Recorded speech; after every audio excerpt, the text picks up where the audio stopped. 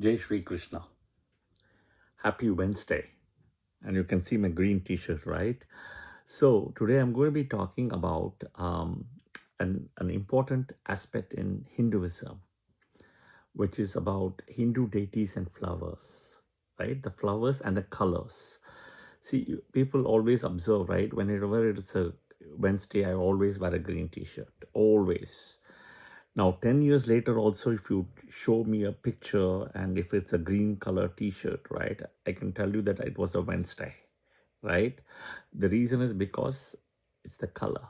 Same thing in Hinduism, the Hindu deities, right, are also connected with the flowers and the colors.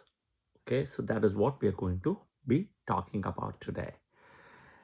And these details are so important, right?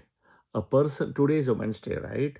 A person who likes somebody like a Gemini or a Virgo ascendant who loves green juices, right? You go and give them like a yellow juice or an orange juice, right? They won't like it. They love only green juice. So just the way people are picky, the deities are not picky, but they resonate with the same frequency wavelength, which is of a particular color. And it's just not a color, also the smell. Okay, my guru always used to tell me, regardless of where you go, where you travel, if there is anything, just light an incense stick and pray. That smell of that incense stick is enough to communicate whatever it needs to be done. Okay, it's a form of communication. Okay, all right. Think about signals we have in TV, we have in remote control to control the TV, etc. Right? Same thing. The flowers, the dhoop, the so-called agarbatti, the incense sticks, etc. also has the thing to communicate. Yeah. Okay. Fresh flowers are the most important thing. Eliminate artificial flowers. Eliminate fake flowers, etc. Right? This is very important. Fresh flowers for Hindu gods worship. Okay, do not bring artificial flowers, fake flowers. Lotus, jasmine, hibiscus, rose, right? Champa, Aparajita, all of them are really embraced as a good offering to the deities. Okay, but it depends on the deity. Okay, so flowers has always been part of a Hindu puja, Hindu worship, right? Over the years, it's connected with beauty, fragrance, color, freshness, right? All of them have a connection. The connection is about purity, gratitude, right? Devotion, dedication, determination. Okay. Now, all of us does with a sincere heart, right? But there are certain flowers which can be used, certain flowers cannot be used. Okay, and they have all stories and history with it, not mythology but true happenings, theologies. So why are flowers offered during the puja? This is something first you have to understand. Okay, offering flowers is the simplest way and the easy way to express one's love and respect towards the divine. Think about February 14th. Think about Mother's Day where you get flowers, right? It's like a respect. Okay, it's like a respect. It's about love, but here to the divine God. Okay, so the fresh flowers, right, represents purity. Okay, integrity, positive energy, and the nature energy, right, beauty. Okay, they create a very peaceful ambience. Okay, which can actually help the devotees focus during prayer and meditation. Flowers is something so important.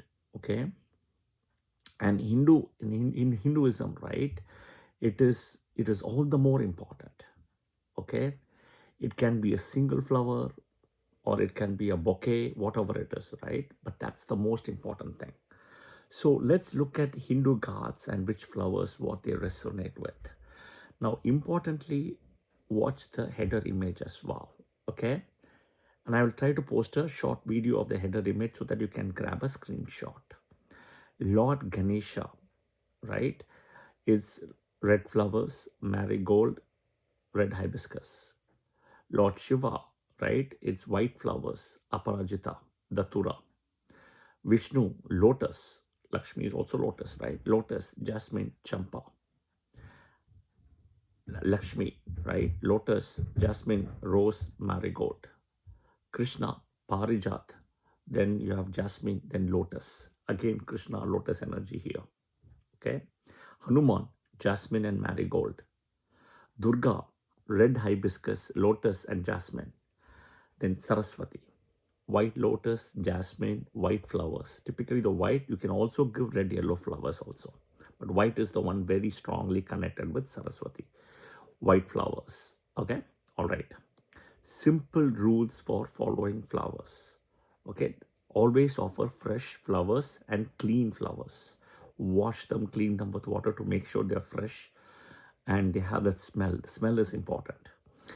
Choose flowers with a natural fragrance, right? Whenever possible. Don't bring artificial flowers, artificial fragrance, etc. Don't add anything artificial as well. Okay. Remove the damaged flowers. That is something important, right? And make sure when you're doing this, wash your hands are clean. Okay. And bow down, offer with gratitude and devotion. Simplicity. Okay. Right. And of course, clean the puja room, remove the old flowers, etc. All right. Okay. Now, the most important thing is the color. Does the color matter? This will be the question. I know people will ask. Yes, the color matters. Just the same way, right? You can have palak paneer at your home, but you like that restaurant X, which is the best palak paneer, even though your mom can make your palak paneer, right? Same thing. Today is a Wednesday, guys, so everything is green. I guess it's coming out, right? Green juice, palak paneer, etc. Okay. So in Hindu traditions, right, the deities, there is a color connection. So again, if you look at it, like I explained, each god with a flower and everything. So white represents purity, integrity, peace. Okay. Red represents strength, courage, devotion, energy, stamina. Okay. Yellow, knowledge, wisdom, prosperity. Pink reflects love and compassion. Okay. Orange, enthusiasm and spiritual energy. Okay. Now, do remember there are some flowers which have to be avoided in the puja. Okay. The Ketaki flowers. The Ketaki flower, I would have mentioned another video where there was a competition between Brahma and Vishnu to see the Shiva's head, right? That was the Ketaki flower. So it got cursed. Tulsi cannot be used for Lord Ganesha. Tulsi wanted to marry Ganesha, and so there is kind of that thing with Tulsi and Ganesha. Any artificial flowers, any impure stale flowers, do not give it for worship. Okay. Lotus is such an important flower for worship, purely from purity, wisdom, spiritual thing, right? Lord Krishna, Vishnu, Lakshmi, everybody with lotus, including Saraswati, right? So the flowers become an important thing. Okay. Put some effort, put some focus, put some energy to get the right flowers for each of the pujas, for each of the deities, etc. Just the same way there is colors of the day, right? Of the week, if you look at it. Wednesday is green, Thursday is yellow, Friday is off-white or silver or diamond color, Saturday is blue black, Sunday is orange, saffron color, etc. Red is also okay Sunday. Monday is white color, the milk color, the moon color. Tuesday is the red color, right? So same thing, the deities have a color. Watch my videos on Vidgyor. You will also understand the color frequency code, what I have done as well. There's part 1 and part 2 videos which I've done. Yeah.